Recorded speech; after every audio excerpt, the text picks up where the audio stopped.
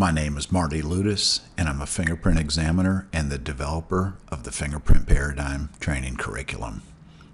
This session consists of 3 short video clips of friction-ridged skin responding to a controlled breathing stimulus.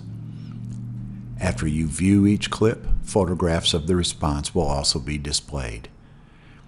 This is a no commentary training exercise, and you are challenged to evaluate what you see on the screen and interpret the skin response to the breathing stimulus.